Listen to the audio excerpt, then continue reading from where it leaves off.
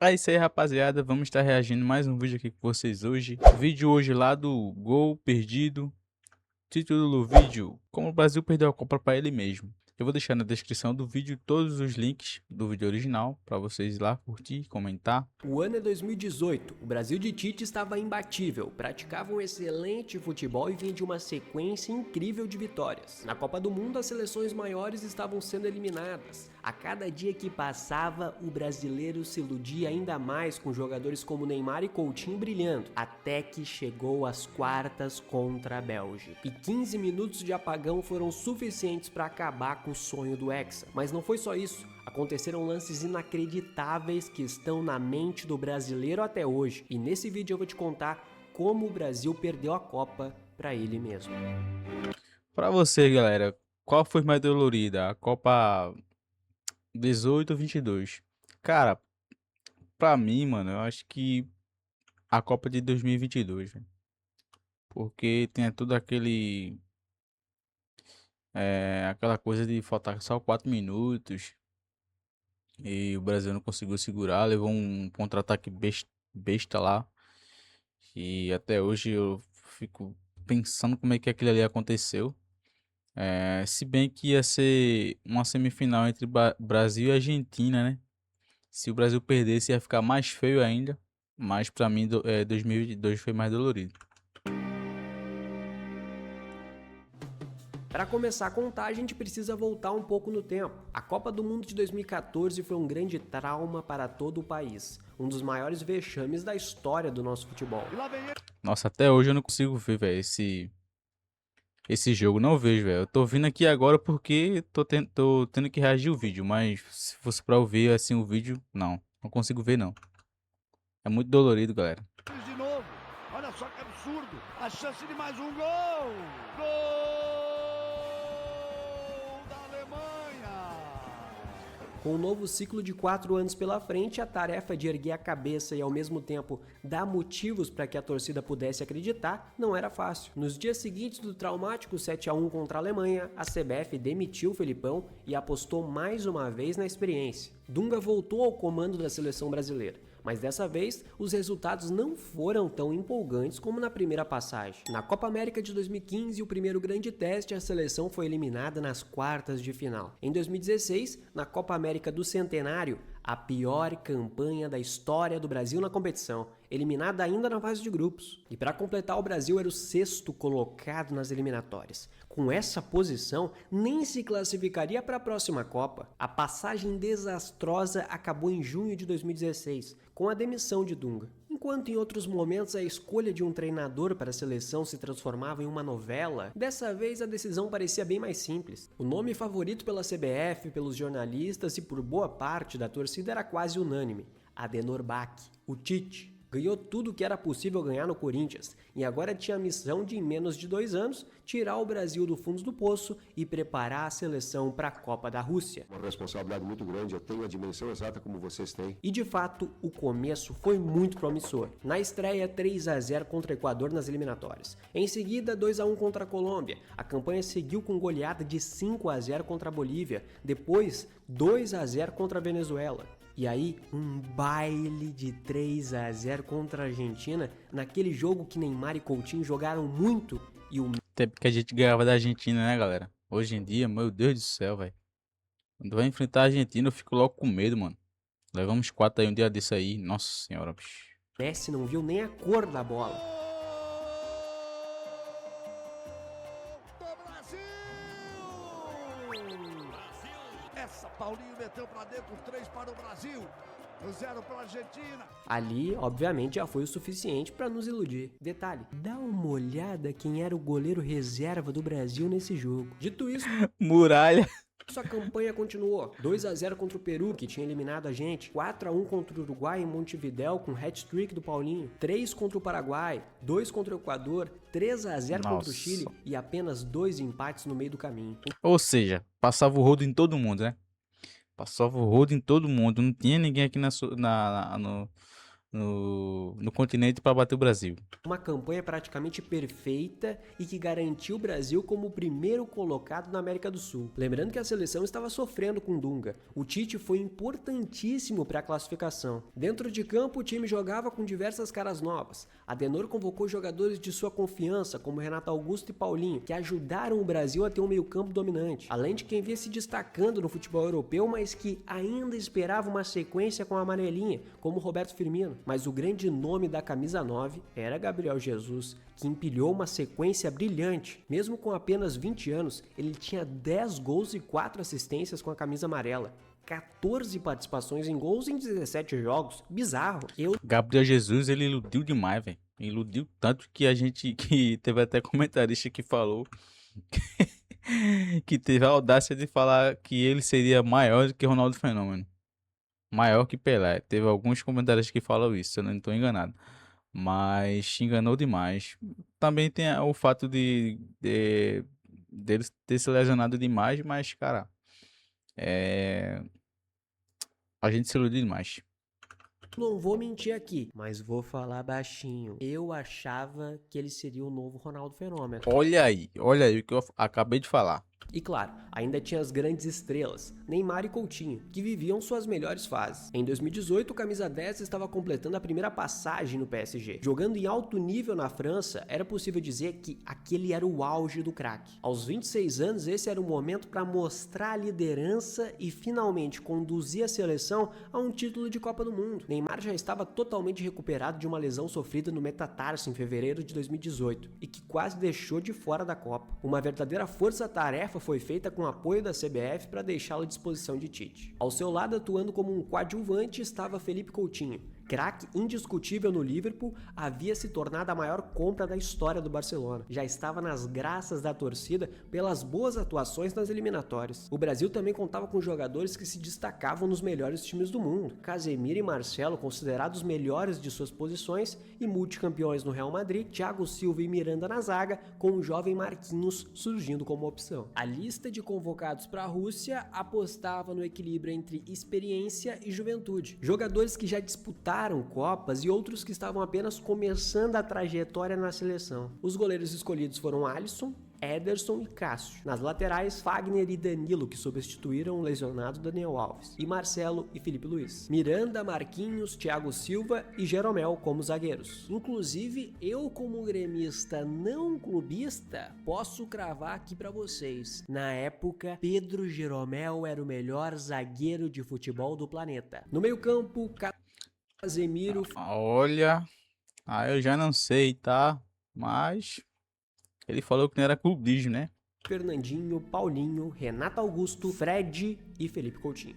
Nas opções para o ataque, William, Neymar, Douglas Costa, Gabriel Jesus, Roberto Firmino e Taison. No papel era difícil apontar elencos melhores naquela Copa. A Argentina de Messi e Portugal de Cristiano Ronaldo sempre criavam muita expectativa, além das gerações muito fortes de França e Bélgica. Mesmo assim, era mais uma grande oportunidade para o Brasil conquistar o Hexa e chegar ao topo do mundo depois de 16 anos. Meu irmão, vamos ser sinceros aqui, nós tínhamos um excelente elenco, melhor que o de 2010 e também o de 2014. 90% da lista era composta por jogadores do mais alto topo do futebol mundial. Claro, tinha um Fred, um Fagner, um Taison um pouco inexplicável ali, mas mesmo assim eram terceiras opções. Só o Fagner teve que jogar. Não só jogar, como uma... Cara, no papel realmente era um timaço. Neymar, Coutinho, Casemiro, Marcelo, Felipe Luiz, cara, um timaço. Mas, como a gente bem sabe, quando pegava ali uma seleção europeia... marcar o Hazard, mas essa é uma história que eu vou contar daqui a pouco. O caminho na fase de grupos começou contra a Suíça, que possuía um time interessante, com Sommer no gol, Akanji na defesa, Xhaka no meio e Shaqiri no ataque. Com 20 minutos de jogo, Coutinho marca um golaço de fora da área. Um chute com curva para a bola morrer no ângulo do goleiro. Olha o gol! Felipe Coutinho é o nome dele! O empate suíço veio no começo do segundo tempo, com gol de cabeça de Zuber. Contou com uma ajudinha de um empurrãozinho ali no Miranda. A equipe do Tite jogou bem, teve bastante chances, mas acabou não saindo do empate 1-1. E pela primeira vez, o Brasil não vence sua estreia em Copas desde 1978. Esse também foi o jogo que rolou aquela imagem do Alisson furando um balão. Quanto a Neymar, não necessariamente fez um jogo ruim, mas ali foi o início de uma piada que acompanharia o craque até o final da competição. O Kai, né? A fama de Kaikai e as quedas um pouco dramáticas dentro de campo. Mas claro que havia justificativa. Só nessa partida o Neymar sofreu 10 faltas. O maior número em um único jogador desde a Copa de 1998. Mas isso... Cara, muitas faltas eram faltas, mas eu creio, os Neymarzetes aí, Neymarzetes, não venha me julgar, até porque eu também gosto muito de Neymar, mas, cara, tinha algumas faltas que era nada, né? Mas em outras ocasiões eram faltas sim. Isso não impediu que as imagens de Neymar rolando no chão virassem meme. Se espalhou pelo mundo e até mesmo nos canais de televisão. O segundo jogo contra a Costa Rica foi ainda mais tenso. A bola parou no travessão e nas defesas do goleiro Navas. O placar só foi aberto nos acréscimos do segundo tempo. Little Couto marcou o primeiro para trazer alívio. Felipe Coutinho é o nome dele! Os ânimos se acalmaram e Neymar, depois de dar a famosa lambreta, marcou o segundo para garantir o resultado e os 3 pontos. Ao final do jogo, ele desabou em campo e começou a chorar. Um flashback do choro do Thiago Silva antes da disputa de pênaltis na Copa de 2014, mas ali Neymar estava tirando um peso enorme dos ombros. Mas o Brasil seguiu para o terceiro jogo contra a Sérvia. Com 4 pontos a situação já era um pouco mais confortável, mas uma vitória era necessário para garantir o primeiro lugar do grupo. A seleção brasileira entrou em campo com quase o mesmo time dos 2 primeiros jogos. Alisson no gol, Thiago Silva e Miranda na zaga, Marcelo na esquerda e Fagner na direita, porque o Danilo estava machucado. O meio-campo composto por Casemiro, Paulinho e Coutinho. No ataque, Neymar, Gabriel Jesus e William. E naquele jogo a seleção Fagner, velho. Fagner, meu Deus do céu. A seleção fez a melhor atuação da Copa até ali. Coutinho manteve o alto nível e deu assistência para Paulinho marcar, tocando por cima do goleiro. No segundo tempo, Neymar bateu o escanteio e Thiago Silva marcou de cabeça o segundo. O zagueiro foi o melhor do Brasil no jogo. Tirou um gol da Sérvia em cima da linha e ainda brocou dele. Era possível perceber uma evolução do Brasil ao longo dos jogos. O empate morno contra a Suíça, o jogo tenso contra a Costa Rica, mas que foi necessário para trazer alívio e moral. E agora, uma atuação dominante contra a Sérvia. Muitos jogadores se destacavam dentro de campo. Coutinho era o melhor jogador da seleção, participando em gols em todos os jogos. Neymar também fazia uma boa Copa do Mundo, como o líder que deveria ser. Além de Casemiro e Thiago Silva fundamentais para o elenco. Mas é claro que também havia as decepções. Gabriel Jesus, o centroavante titular, ainda não tinha balançado as redes. Foi quando alguns torcedores e jornalistas passaram a chamar o Tite de paneleiro. Mesmo com o Firmino no...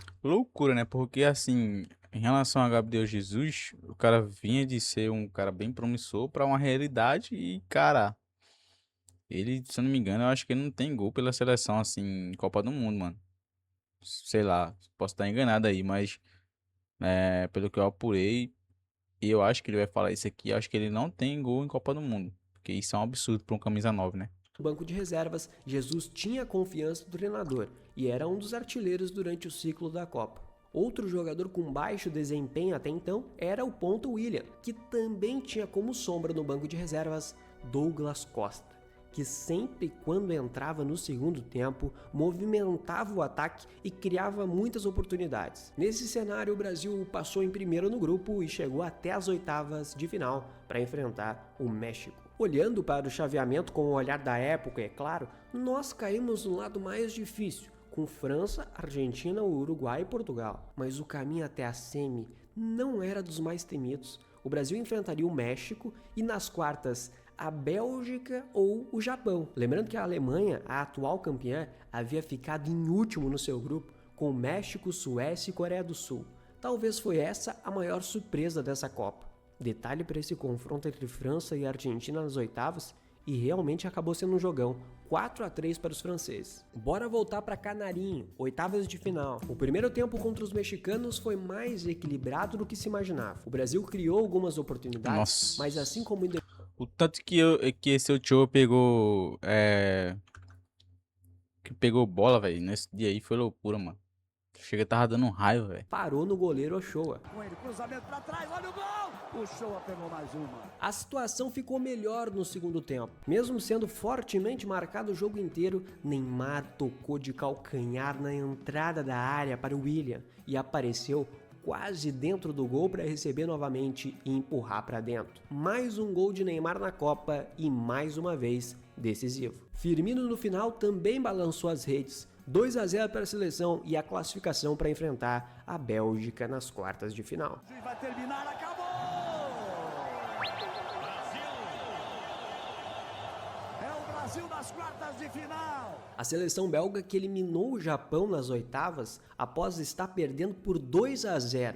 Os belgas foram lá e viraram para 3-2 com direito a gol nos últimos minutos. A euforia da classificação poderia até ser maior, se não fosse uma notícia que impactaria diretamente o Brasil dentro de campo. Casemiro recebeu o terceiro cartão amarelo e ficou suspenso para as quartas.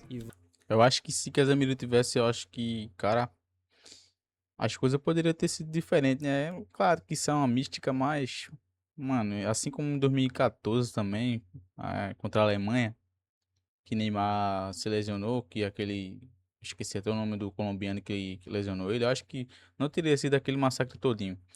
E em 2018, eu acho que se Casemiro tivesse não levado o terceiro cartão amarelo, eu acho que as coisas teriam sido um pouco diferentes.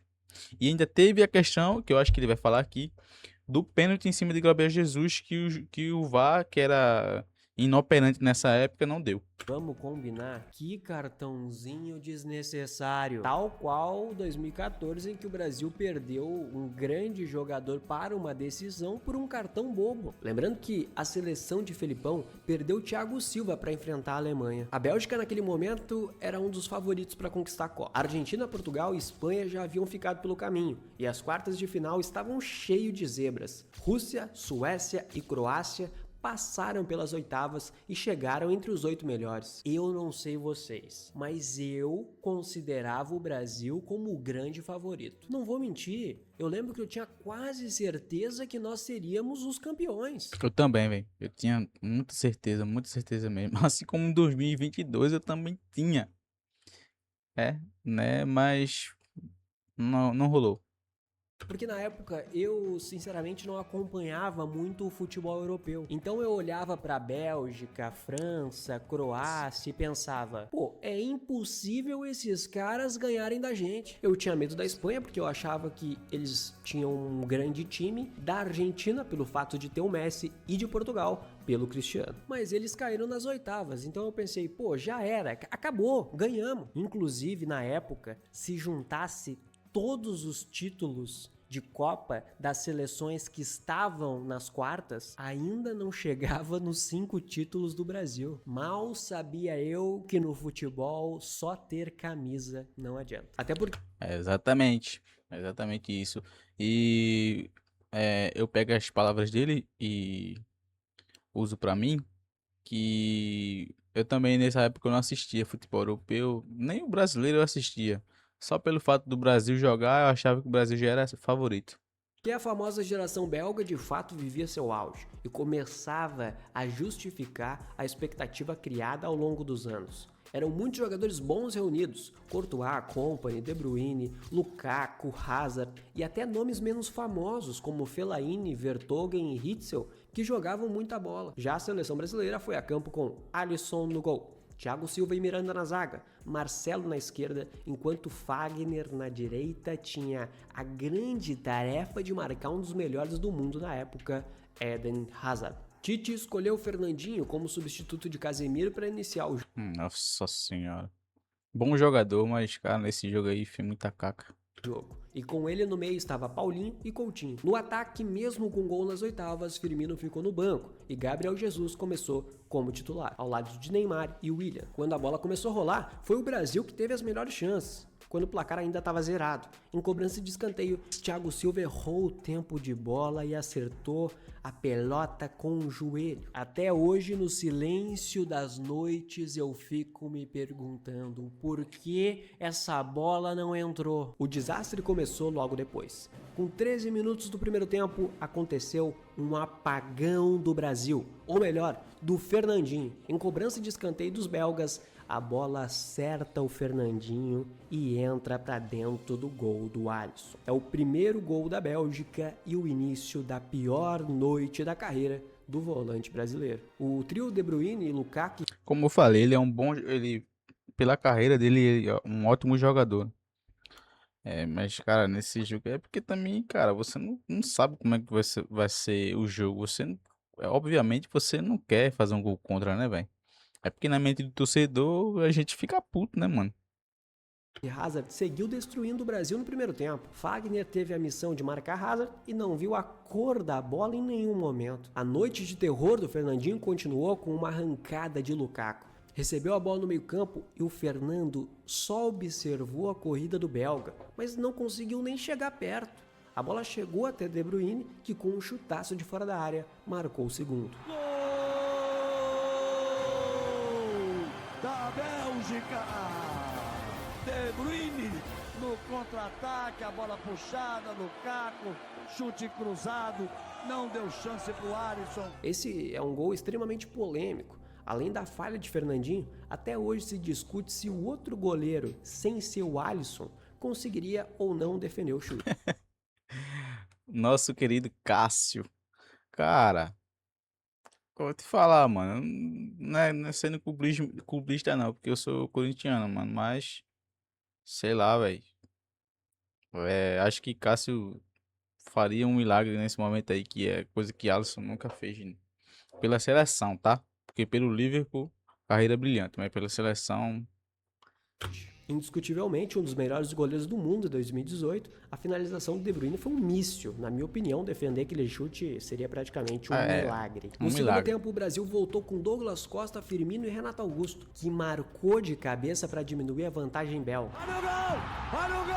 O Renato Augusto é o nome dele, brilhou a estrela do Tite! O time como um todo melhorou e criou mais. Só para ter uma ideia, a seleção de Tite teve 27 finalizações contra 9 da Bélgica, mas sempre parava no animal Courtois. Vale ressaltar, aos 10 minutos do segundo tempo, teve um pênalti escandaloso não marcado no Cara, como é que isso aqui não é marcado, mano? Como é que... Cara, eu acho que essa porcaria desse VAR hoje já não presta, né? Mas nessa época aqui era 10 mil vezes pior, porque, mano, eu fico puto até hoje quando eu vejo essa imagem, mano. Gabriel Jesus, um dos maiores absurdos que já vi em Copa. Depois do gol do Renato, sobrou tempo para 3 lances que ficaram tatuados na mente do povo brasileiro. Esse lance do Coutinho, que ele recebeu do Neymar e chutou para fora, esse chute do Renato Augusto, que ele tem pesadelos até hoje, e claro, essa defesa inacreditável do Courtois no chute do Neymar nos últimos segundos de jogo. Na ponta dos dedos, Courtois tirou. Foi Neymar quem bateu bonito. E de forma injusta, na minha concepção, o Brasil acabou sendo eliminado. Infelizmente ou felizmente, o futebol não tem nada de justo. Foi o fim para a seleção brasileira na Copa do Mundo da Rússia de 2018. A seleção do Tite não conseguiu se provar diante dos grandes palcos. Perdeu o único jogo que não poderia perder. Mesmo com um desempenho quase perfeito nas eliminatórias e nos amistosos, em Copa a situação é diferente. Faltou algo a mais para aquela seleção, que nem com jogadores em grande fase foi possível extrair. Um camisa 9 que foi muito mal também contribuiu para a queda precoce. Desde 1974, o centroavante da seleção não terminava uma Copa sem marcar gols. Gabriel Jesus agora faz parte dessa estatística. Viu aí o que eu tinha falado antes? É loucura, velho. Camisa 9 não fazer gol. É um negócio assim, tipo, inacreditável. A nação do Brasil não foi como em 2014, com humilhação, vexame e crueldade. Nesse sentido, foi mais parecido com 2010. Um dia ruim de um jogador e uma geração muito talentosa sem a capacidade de atingir seu potencial máximo. Ao final daquela Copa, o título ficou com a França, que acabou eliminando o Uruguai, a Bélgica e a Croácia na final. Um elenco cheio de talentos, com Pogba, Kanté e Griezmann no auge e Mbappé já começando a despontar. Sem dúvidas um título muito merecido, mas assim como tantas outras vezes, o gostinho que fica é que poderia ser o Brasil mais uma vez no topo do mundo. Já que eu citei a Copa de 2014 aqui, se gostou desse vídeo, vale a pena assistir esse aqui, hein? Como o Brasil sofreu o maior vexame da história. Nesse vídeo eu conto. Falando aqui um pouco, né, da Copa de 2018. Cara, a gente poderia ter chegado na final? Poderia, né? Poderia ter passado mais uma vergonha contra a França, que é difícil, né? A gente sabe aí que a gente não tem boas lembranças, mas vamos tentar mais uma vez de 2026. Espero que dê tudo certo. E é isso aí, rapaziada. Esse foi o vídeo. Espero que vocês tenham gostado. Deixa o like, se inscreve aí no canal. E é isso e falou.